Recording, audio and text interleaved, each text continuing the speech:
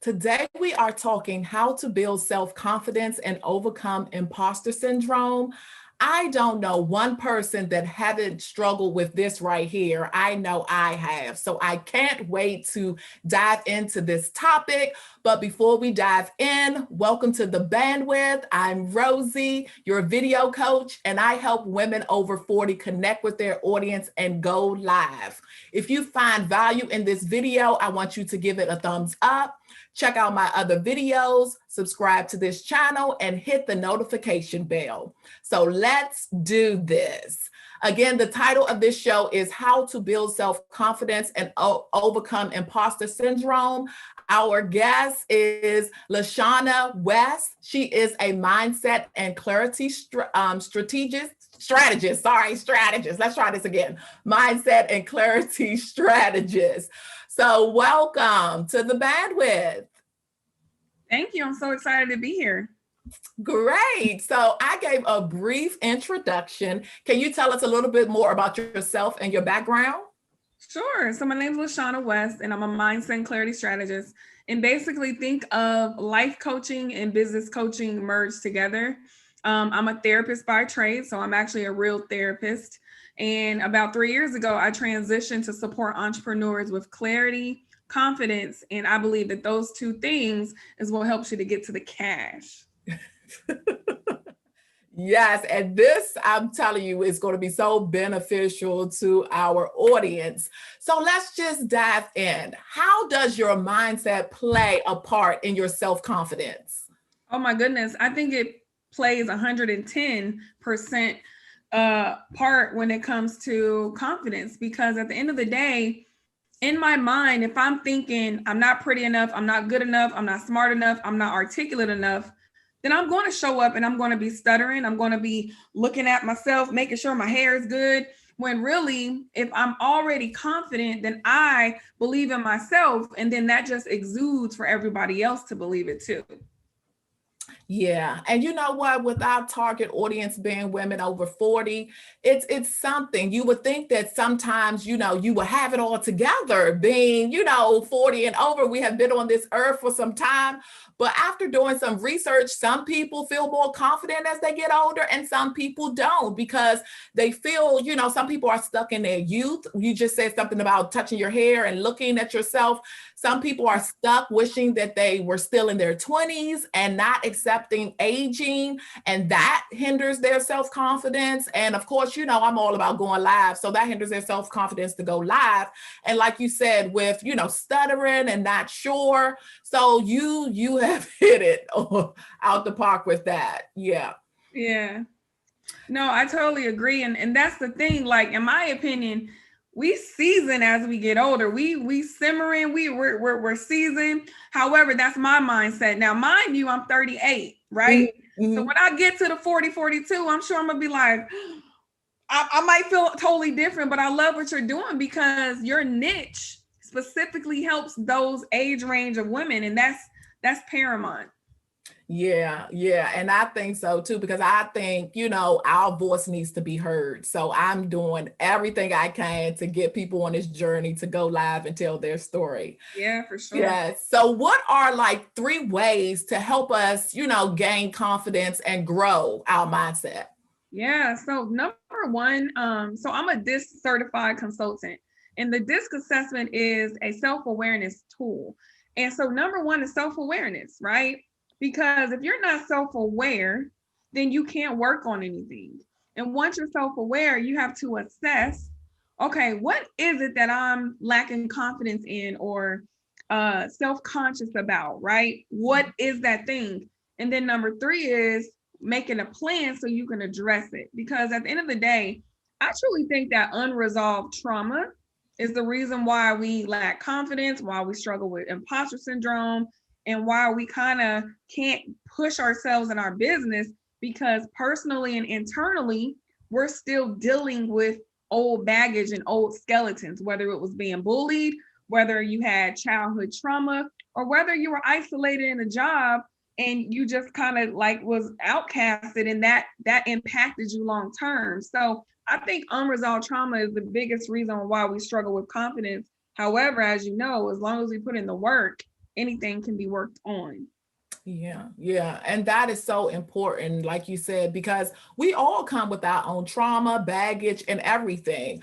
And it's up to us to seek out professionals like you to get us together. And so many people don't feel like, they may have a challenge or they're stuck for a long period of time. And, hopefully, if they don't see it, maybe a family member or a significant other or something would be like, you know what? You really need to seek out someone to help you, move forward with this. Yep. So I agree with the whole trauma. But okay, so when you deal with someone, they come talk to you, how do you get them through those traumas? Yeah, so literally, it's not more so of me getting them through traumas. It's me helping them to see that the trauma is the connection and the reason why they can't move forward in blank, whether it's relationships, whether it's going live, whether it's asking for the sale, whether it's asking for a raise. You know what I'm saying? And so once we discover, okay, where did that come from? Like, what's the function of that? And if you keep asking why, that helps you to dig deeper. I don't have any confidence. Why? I don't like the way I look. Why? I was bullied in school. Why? Well, when I was younger, I endured childhood abuse and this happened. And then it's like, oh, we keep pulling off the layers, and then they can actually do the real work instead of, I don't have any confidence. Let's work on your confidence. No, where did that come from? So I help them to dig deeper. And then from there, depending on what the severity is, either I can refer them to someone who can help them or we work on it. It just really depends case by case. Mm-hmm. So I know I often preach this, and I feel like it's a broken record because I say it all the time because, I just feel like it's certain things that you should, go try to fix, and then go do that. And then, write down those things that you want to go fix and write down those things that you're going to accept, and I often say, a lot of people, for example, want to lose weight. Okay, you want to lose weight before you go live because you don't like your appearance. That's fine. Set yourself up, go do that. But then, fix those things. And then the things that you can't, accept it and see someone to help you through it so you can get to where you want to be. Right. And for me, they may say I want to lose weight, but at the end of the day, they will see even when they lose weight, it's still a problem because that is just the outside, right? You can go get plastic surgery, lose weight, all of the things, but that doesn't fix the internal. You still may not feel worthy. You still may inside tell yourself, oh my God, they're looking at me, or oh my God, this is not working. And that's where the imposter syndrome comes in, because imposter syndrome is the inner critic telling you things and there's no supporting data. I don't know about you, but have you ever thought about, like, if you apply for a job, you'd be like, I probably ain't gonna get this. There's so many people already applying for it, but let me just go ahead and put my name in the hat. Like, we're creating a false narrative.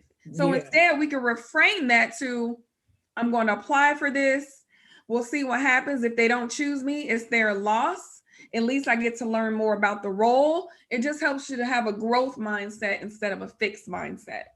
Yeah. And it's funny that you even said that because I interviewed like an HR specialist because we do like self-care and how to, better yourself. And she had said that most people don't even apply if they don't have all the qualifications. And she was just like, you should. You never know. Right. And so, yes, I just feel that you should always shoot your shot no matter what it is and let them come back and tell you no. Because what's the saying? If you don't ask, the answer is always no. So, period. Yes. So, what is the easiest way to build self-confidence? Yeah, so I think that we really got to be careful with who we are around. Our environment is indicative of who we are and our future, right? So make sure you're in environments and you're exposed, whether it's who you're watching or who you're listening to, positive outlets, motivational, forward thinking, forward growth, because like, I don't know if you've ever noticed this, but like if you scrolling on social media and you start having non-verbal responses or physical responses, let's say you're looking at somebody like, oh my God, here she go again. She's so cute and look at me. Like, we start comparing ourselves. We start wanting to be who we're seeing. Okay, you need to disconnect from that. And I'm not saying the person you're looking at is bad, but evidently it's causing some kind of reaction from you that's not good for you. So we got to make sure that our environment is very conducive to us thriving. And I think another way to build confidence is just to realize that you are enough just the way you are. And people actually are attracted to you because of your authenticity and your realness. Like, I know sometimes we might be like, oh, I don't have no makeup on, I can't go live. Guess what? Nobody always wants to see us looking picture perfect. They actually want to see that we're normal, that we might have a lash off or no lashes at all and no makeup, but we're still showing up. And once your mindset is shifted to know that just be yourself, truly be yourself, that's when the floodgates are going to open, because people are out there looking for something specific that they want to connect to, but they can't find it because we're too scared to be ourselves. So then here comes this gap. There's the gap. You know what I mean? Mm-hmm. No, I so agree. And I mean, like you said, you're looking over there, and like you said, you're missing the uniqueness that you bring to it. And that's the thing. Like, that's why I like to have two different shows. Like, I have the bandwidth here where I put some effort into the way I look, but shooting the shits with Rosie, you may see anything. It's just like I come as I am. So sometimes I may have like cornrows just in my head, whatever I'm around the house with. And as I get older, like I've never been like the makeup type of person anyway. So just coming as I am is just natural. And honestly, I had to think about that really before I started shooting the shits. I'm like, do I really want to do this? But then I was just like, you know what? Why not? This is you, Rosie, this is you. So show that part. And I'm so happy that I did. Yeah. Exactly, because people get to see all facets of you. And think about it. If you commit to only showing up when you're duded up with makeup, you're probably not going to be as consistent as you want, because there's going to be a day when your wig ain't split and your lashes ain't on and you can't find your lip gloss. And then what? Then we just can't show up. Exactly. So you'll see me like this sometimes. You'll also see me not like this, but I'm going to show up no matter what, because I've built the confidence to know that who resonates with me is who's for me, and vice versa. Yeah. And let's stay here for a little while with showing up. That is a struggle. You know, that is a struggle for some people. And I often say, don't bite off more than you can chew. You know, whatever you start with, you have to be consistent so your audience will know, you know, that you are going live on Tuesdays or whatever it is. Don't say, you know, like the beginning of the year, don't be the gym girl that I'm going to, you know, start working out every day. And then by February the 15th,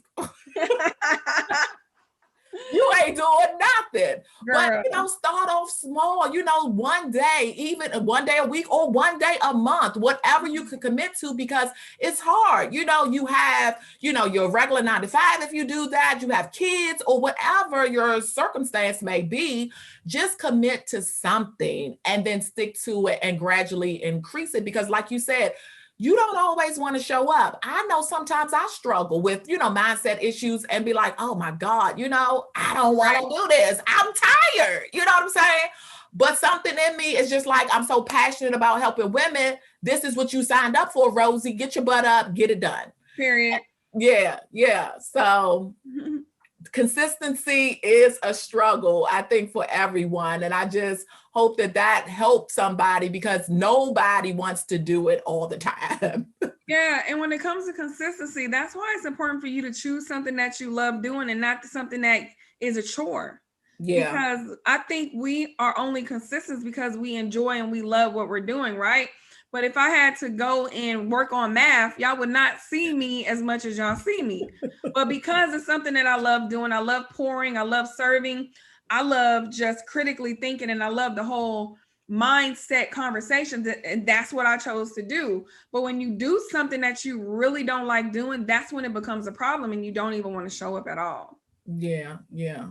And like you said, that is it. And just your whole mindset starts everything. You know, you can't do anything if that's jacked up, because you're going to be every which way until you get that straight. So yes, it's funny because I have a talk called Imposing on Imposter Syndrome, and there's a snippet in there about Imposter syndrome is a puppet master, and we are the puppet. So whatever it tells us, whatever we're thinking, that's what we do or what we don't do. For example, you guys reached out to me, hey, be on the podcast. No, nobody wants to hear what I got to say. I'm not going to do it. No, that's a missed opportunity when, oh, wow, that's awesome. I can learn something. I get to connect with Rosie and her audience. So however we are perceiving things, that sets the trajectory of our life.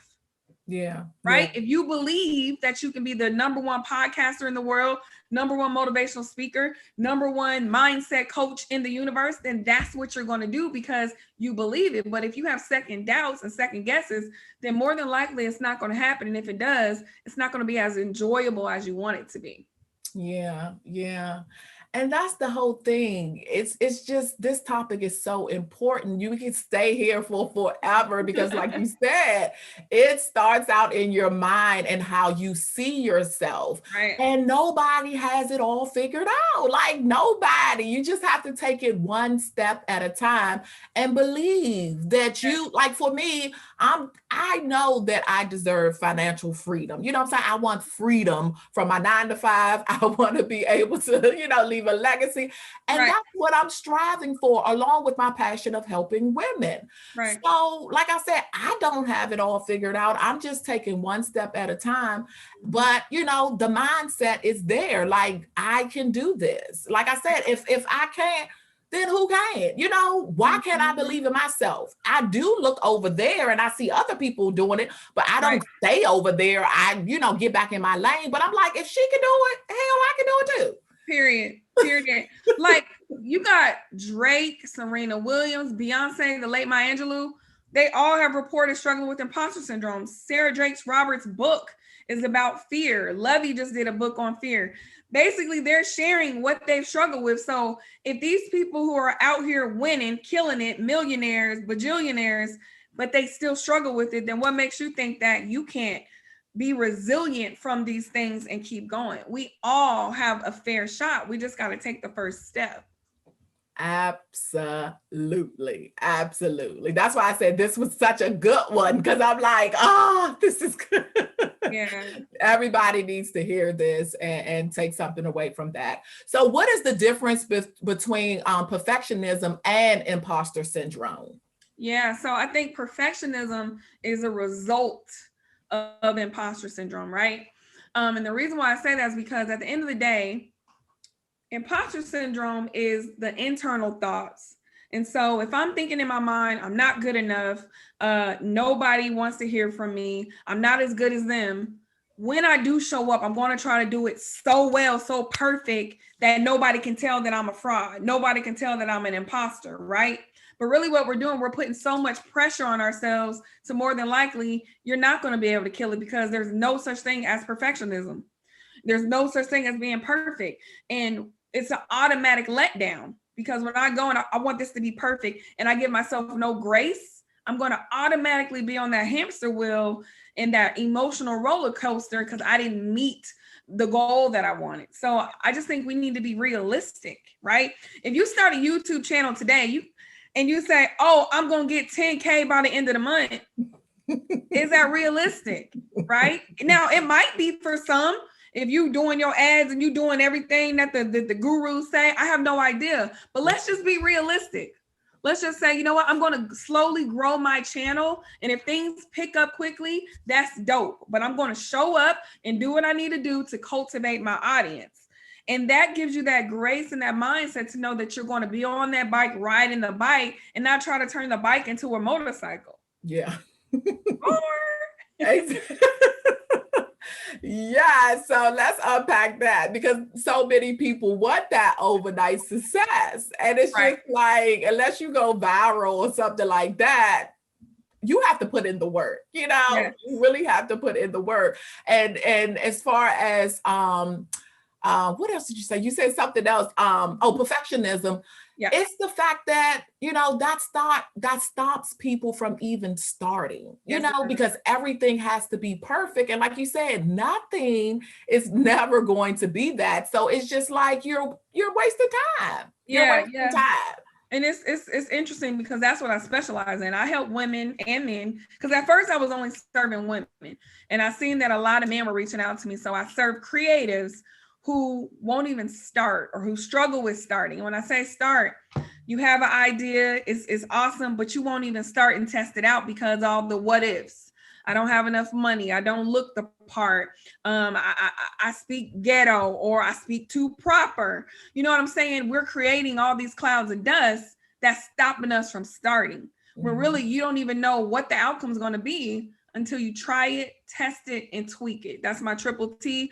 I'll take this to the bank, try, test, and tweak, because believe it or not, it's all a hypothesis. Nobody know what they're doing. Exactly. Period. I got lucky. Now let me quit. You better preach it. It's just like nobody has a crystal ball. You have to start to see where the hell you're going to go. Yes. Right. And the beauty of starting is that it's a learning opportunity. When I started my business, Accountability on Demand, it was a beta. It was $39 a month. I had a group of people who wanted to test it out. And from there, I'm able to leave my job down next week. It's my last week of my 9-to-5, $70K role I'm walking away from. Because I tripled my salary.